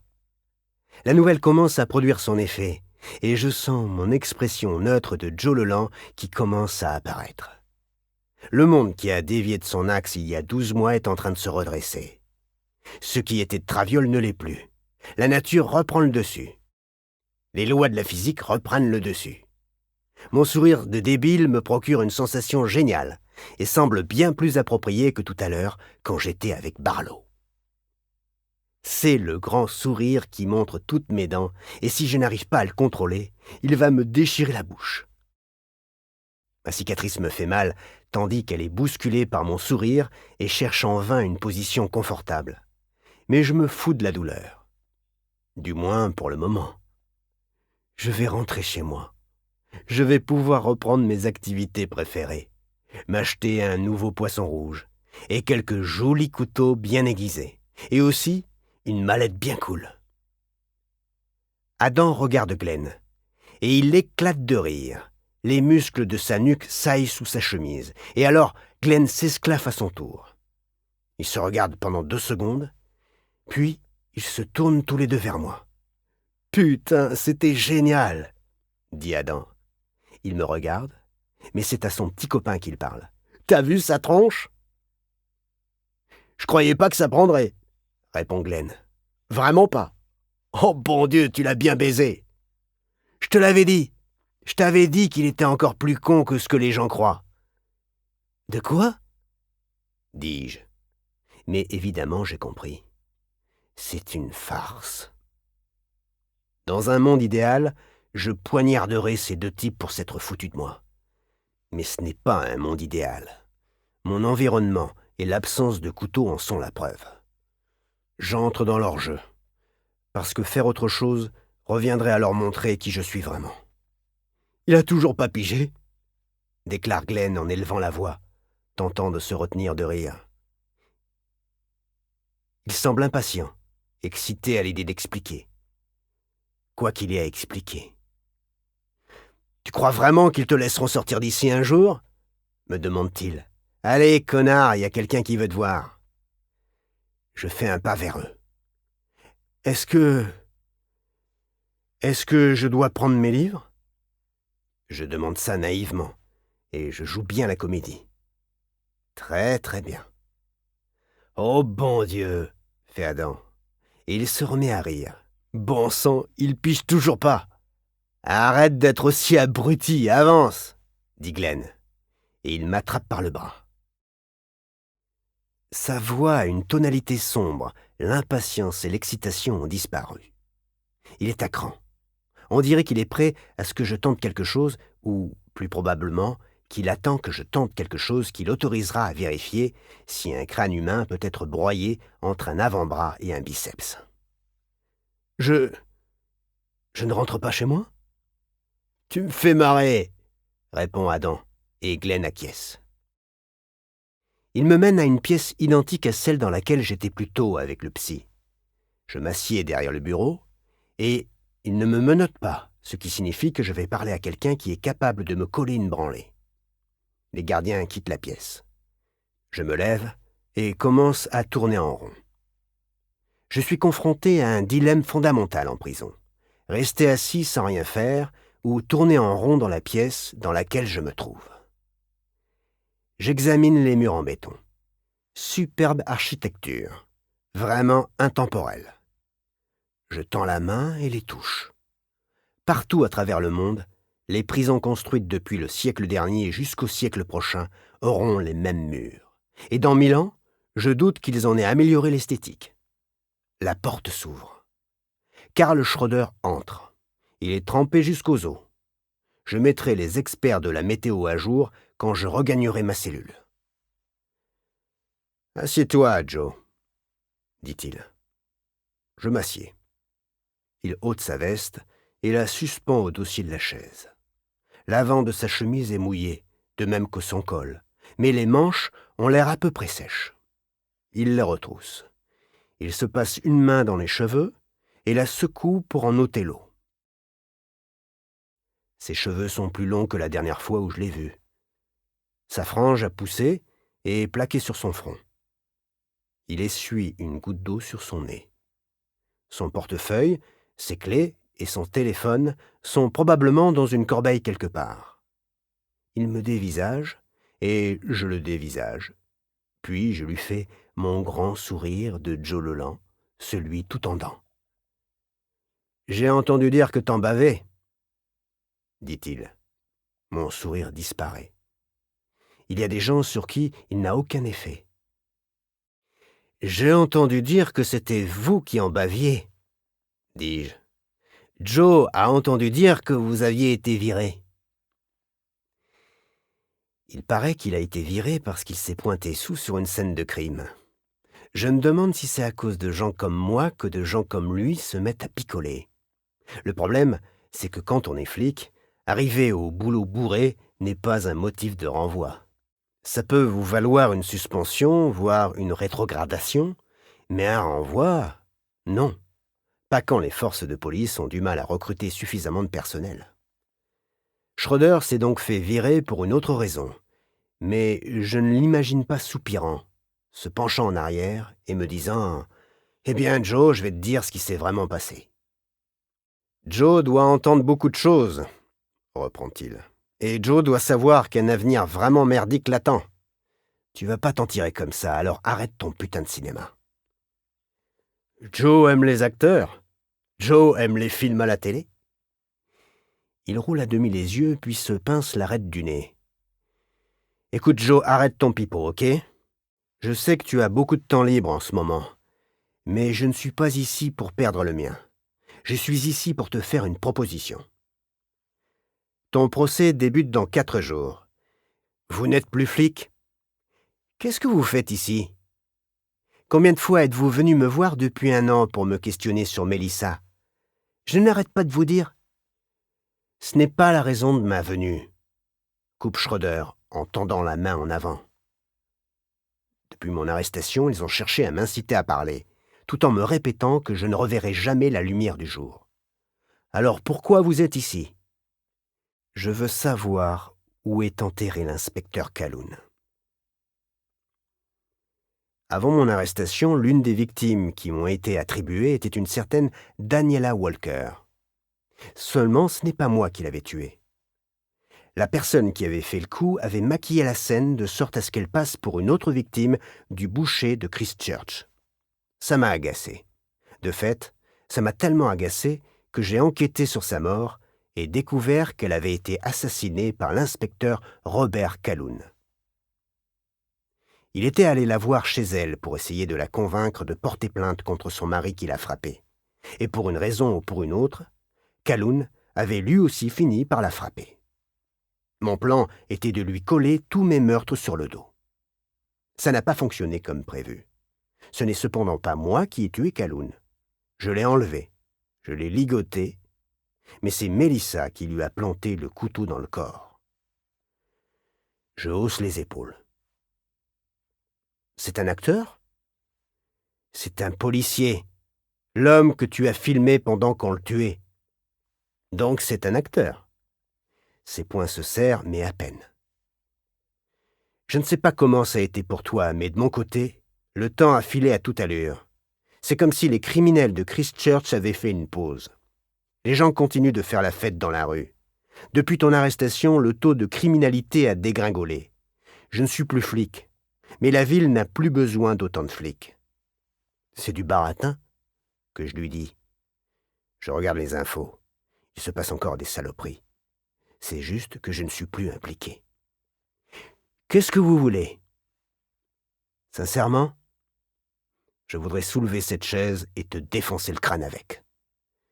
Mais je suis ici parce qu'on a besoin de s'entraider. S'entraider ? Vous plaisantez ? Je ne suis pas venu pour plaisanter, Joe. Pourquoi est-ce que mon avocat n'est pas là ? Parce que les avocats sont des obstacles, Joe. Et l'aide dont j'ai besoin de ta part ne nécessite pas d'avocat. Je suis innocent. Quand le procès débutera, les gens apprendront que j'étais malade. Je suis une victime dans cette affaire. Ce qu'ils disent que j'ai fait, ce n'était pas moi. Pas le vrai moi. Les tribunaux ne punissent pas les victimes. Schroeder éclate de rire. Depuis tout le temps que je le connais, c'est la première fois que je vois ça. Il se penche en arrière sur sa chaise et soudain il se met à souffler comme un bœuf. Il semble pris dans un cycle où plus il rit, plus la situation est drôle. Il commence même à pleurer. Son visage devient rouge et quand il lève les yeux vers moi, il repart à rire de plus belle. J'ai le sentiment que si je riais avec lui, il me coincerait par terre avec son genou dans mon dos et me tordrait les bras jusqu'à me les casser. Son rire s'atténue, puis cesse. Il s'essuie le visage avec la paume de ses mains. Je n'arrive pas à distinguer ses larmes de l'eau de pluie. Oh bon Dieu, Joe, c'était bon. C'était vraiment bon. Et c'était pile ce dont j'avais besoin, parce que je viens de passer quelques semaines de merde. Il prend quelques profondes inspirations et expulse l'air rapidement en secouant lentement la tête. « Je suis innocent », répète-t-il. Son sourire réapparaît, et pendant un moment, j'ai peur qu'il se remette à rire. Mais il parvient à se contrôler. « J'en reviens pas que t'aies dit ça avec une telle... » Il semble chercher le mot. « Conviction. S'il te plaît, faudra que tu dises ça quand tu seras à la barre. Sur le même ton, ça amusera beaucoup de gens. » « Pourquoi êtes-vous ici, Carl ? » ?»« Tiens, quelle surprise. C'est marrant, mais tu as toujours fait semblant d'oublier mon prénom pendant toutes ces années. Je dois te reconnaître ça. Tu étais très convaincant. » « Si je n'avais pas été convaincant, c'est que vous auriez été un abruti, dis-je, désormais furieux après lui, de la même manière que je commence à être furieux après tout le monde. Dites-moi juste ce que vous voulez. » Son sourire disparaît et il se penche en avant. Il pose les coudes sur la table et croise les bras. « Tu te crois malin, hein ? Si je suis l'homme pour lequel vous me prenez, alors j'ai déjà prouvé que j'étais plus malin que vous. Mais je ne suis pas cet homme. Ce qui prouve que je ne peux pas être si malin que ça. Ouais, bon, t'as été trop malin ce matin pour ce test psychologique. Ton 0%. Tu sais ce que c'était, non ? C'était ton ego. C'était toi en train de prouver au reste du monde à quel point tu étais intelligent. Mais le résultat est là, Joe. Et ton ego t'a foutu dedans. Ben voyons.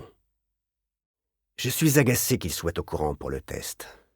Je suppose que les bruits courent, même quand vous vous faites virer de la police. La vérité, c'est que j'aimais plutôt bien comment tu parlais quand tu faisais semblant d'être mentalement retardé. Ça allait bien avec ton apparence. C'est pour ça que ton numéro a si bien marché. Enfin quoi, évidemment, tu nous as bernés, Joe, parce que tu as joué l'idiot parfait.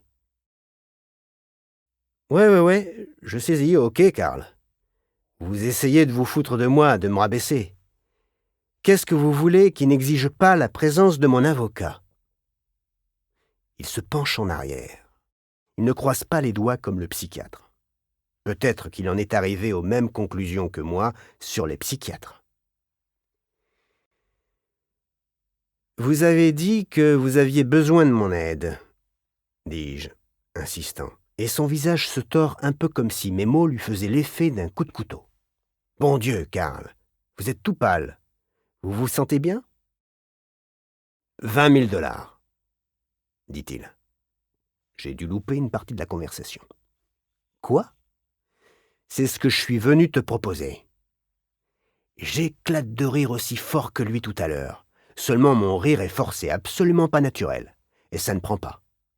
Je finis par tousser, et quelques fils humides de je ne sais quoi tombent de mon nez et atterrissent sur le bureau. Ma paupière se coince, et je dois la refermer manuellement pour qu'elle se remette à fonctionner. Schroeder reste assis en silence pendant tout ce temps, se contentant de m'observer, gigotant de temps à autre pour ajuster ses vêtements humides.